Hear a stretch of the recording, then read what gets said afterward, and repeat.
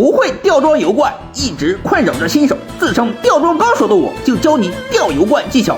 我挖机早已站好位置，拉开距离，吊带早已挂好。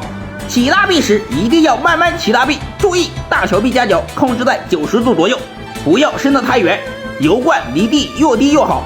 在转的时候，油罐会左右摆动，怎么办？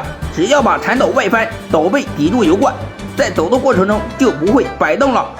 当走到大门边过不去的时候，这时只慢慢的抬大臂，让油罐高过大门，慢慢的走过大门。过来以后，要立马下大臂，让油罐贴近地面，继续往前走。当到达目的地的时候，慢慢的往下放就好了。你学会了吗？懂了吧？哈哈哈。